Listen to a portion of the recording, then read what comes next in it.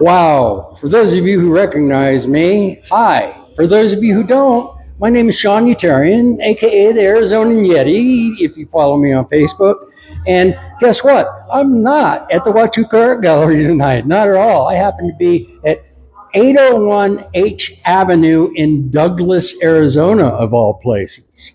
And I'm covering down on an event that's happening here as we on Cool FM are going to investigate exactly what's going on over the next 3 hours. And who are you? My name is Summer Walter, and I work with Rural Arizona Engagement, and we are the hosts of tonight's show. And you're more than just one of the workers here. This piece of art is something that you've done. Is that correct? Correct. So this show is called Borderland Reflections, Resistance Through Our Lens, and it is an art show curated by artists of the border communities in Cochise County.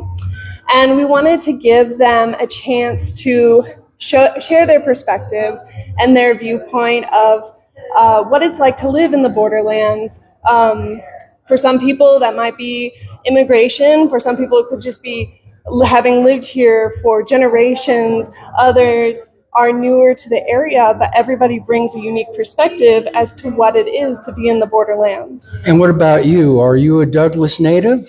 I am not. My family has been in Cochise County since the 50s, but I have only lived here since about 2020. So what inspired you to be a participant in this event? Well, I'm very close to the rural community. It's a very important element of my identity, who I am. But I also wanted to provide a space for my community to share their voice and their perspective. And so I came up with the concept of our woman here who's reflecting the border in her sunglasses. She has a dark shade on her face as if divided between two places. And then we threw in some monarch butterflies because those are a symbol of immigration and about the free movement of animals and people and just being able to pass naturally. I can tell that you're very passionate about it. Yeah. So, and you speak very eloquently. Thank you. Let's take a look at some of the work that's been provided for this show. All right. And get a feel for what we have going on here. So we're going to walk this way, and maybe you can point out a piece or two. I was taking a look at this remarkable multimedia piece right here. And do you have any idea about the concept behind it or the inspiration that the artist had in order to create this? What I know is this is a collaboration piece between a bunch of art students at Cochise College. I see. And they put this together. I haven't heard yet their perspective on it yet, but I'm very interested to know because we have a lot of references here. And I'm sure that, they wanted to invoke a lot of emotion when you saw it, which I get it from this piece. Absolutely. And the one thing about creativity is, you probably well know, is it takes a certain boldness, a certain courage in order to it's one thing to dive into your passion and create a work of art, and it's another thing totally to present that to the world. Totally, yeah. And so there's a lot of courage that goes behind that. A lot of courage, a lot of vulnerability. Absolutely. It takes a lot, especially to talk about a topic like this, because I feel like the narrative is often spoken for us, right? But the narrative isn't black and white. There are so many different gradations.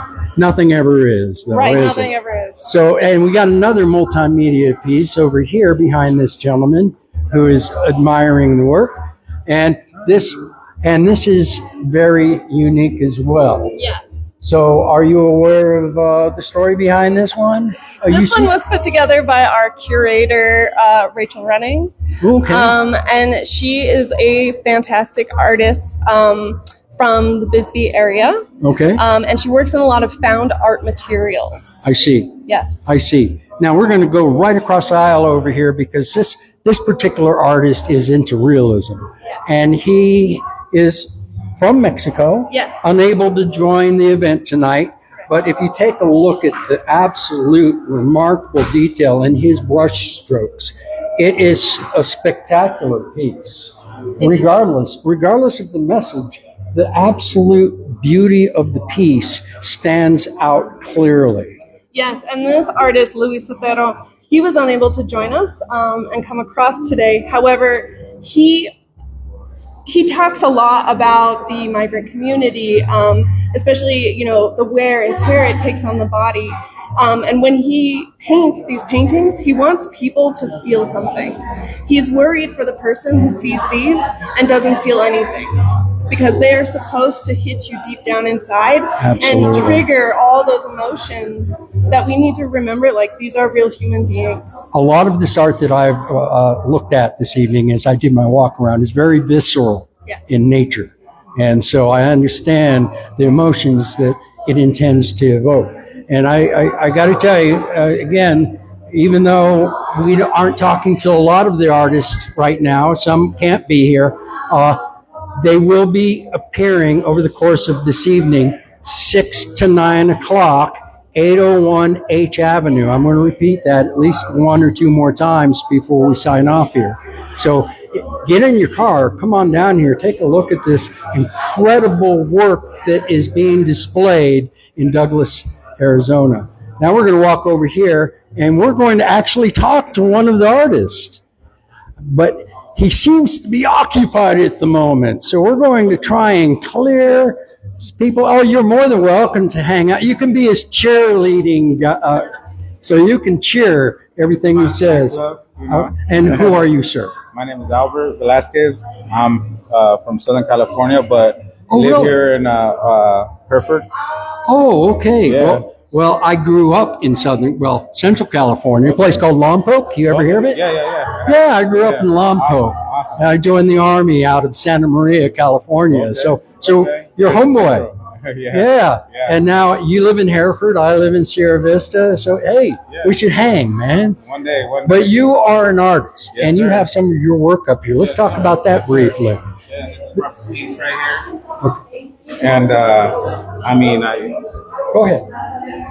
I mean, my idea came from what's happening current in our life, and I feel that it expresses what most of us go through on a daily basis. I mean, it happens. It's happened to me. It happens to regular people, and that's So why you- I came with the idea. So the inspiration came from your experiences. Of course. And you wanted to provide the passion you have for art to express the way you feel. Yes, sir. Through your lens, through Yeah. your perspective. Yes. So how vulnerable do you feel whenever you display a piece of work like this? Oh, definitely, very vulnerable. You feel what? I mean, I've experienced that. How difficult of a decision is it to decide, yeah, I'm going to put this out there for people to see? Is that a difficult Oh, decision? definitely. Yeah, it's out of my element. It's out of my realm, but I'm doing it because I feel it's right to express So- what we feel. So it's a beautiful piece of work. It's definitely expressive. It's definitely very visceral. Thank And I commend you for having the courage to display your passion as you. predominantly as you have. Thank you, sir. Thanks so Thank much you. for talking You with have us. Okay, we are going to continue our trek. And we're almost done. We're almost full circle here. And we got another artist that we want to talk to. Hi. Hi, And what's your name? Yotaki, Yotaki. What kind of name is that? Russian Gypsy, Russian Gypsy, really? Are you a Russian Gypsy? Ukrainian. Ukrainian, wow.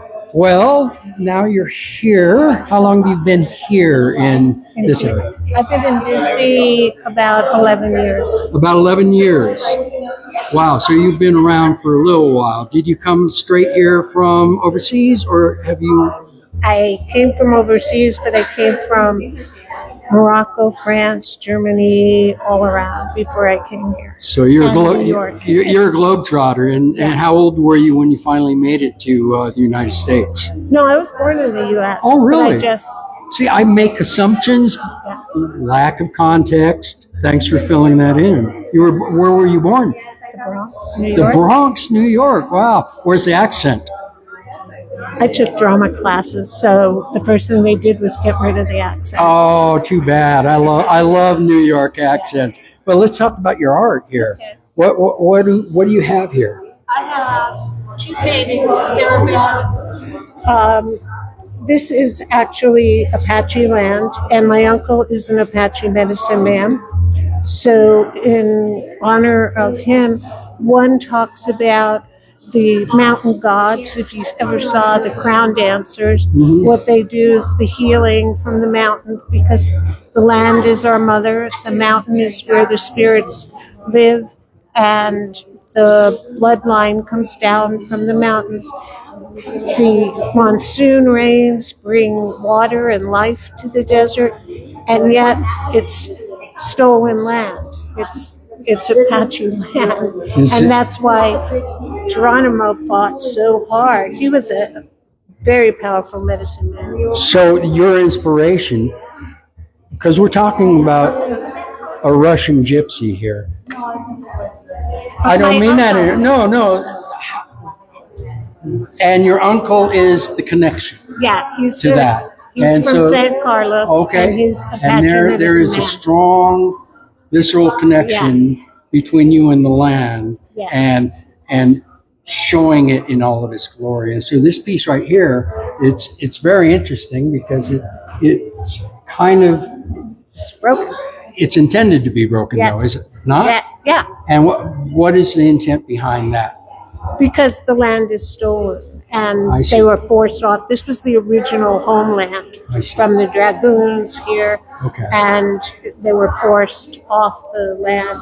And these are the sacred colors of the Apache, because the crown dancers are a connection between spirit and person, and therefore healing and help and protection of the people. Well, I'm going to ask you the same question that I asked the gentleman back there. How difficult of a decision is it to provide, because this takes courage. It takes a certain amount of courage to show your passion for all the world to see. How difficult of a decision is it to display your work in a public venue such as this? Is it difficult at all, or is it kind of in your DNA? I guess you'd say in my DNA, yeah, because what's the point of making art if you're going to keep it in your closet? I want to touch people's heart, and I hopefully do. That's a good point. Thank you so much for speaking with us. It was a wonderful conversation. So we're going to continue over here, and we're going to wrap this thing up, and we are going to talk with one of the other organizers. Thank you so much. And please introduce yourself. Of course. Hi, my name is Cassandra Alvarez, and I'm the communications director for Rollers on Engagement, and we also go by RAZE. By RAZE, R-A-Z-E. Yes. So tell us a little bit about things we may have missed over the course of this show. Of course. So one of the things about this show is that it was really important for us, for the communities in the border, to take control of the own narrative. We hear a lot of conversations about the border, crisis at the border. We hear a lot of stories that we really wanted to empower artists to take ownership of what they live, of their own experiences, of what it really is like to live here. And I think some of the most powerful things that you will see throughout the show is that every artist had a very different perspective as to what that life experience was in the borderlands. And for us, it was really important. And of course, the name says it all, Borderland Reflections. That was really important for us because we wanted each artist to really showcase what was important to them and what was important for them to share with the world. And to take back that power, take back that narrative away from all of the other conversations that are happening around us without us. So as an organization that we are statewide and we are doing a lot of rural work, we are bringing back ourselves into the conversation so that no one can take that narrative away from us. Now, is this the first time that you provided this show to the public? Yes, this is actually the first inaugural art show here in Douglas. You are first, Cochise. So we are really excited to have brought together an amazing group of artists who wanted to have this conversation through their art. And obviously from more than just local areas. Yes. Bisbee, of course, nearby, Yes. but also Southern California. I mean, you got people coming from Mexico to display their work as well. Yes. So how often do you expect to put on this event? So we're very thankful that we had the Bisbee art community to support us in putting this event together. I really want to give credit to them, to our organizer, Tarek Clayton, who lives here in Sierra Vista and is constantly working to create spaces that are safe for our community to share and be themselves.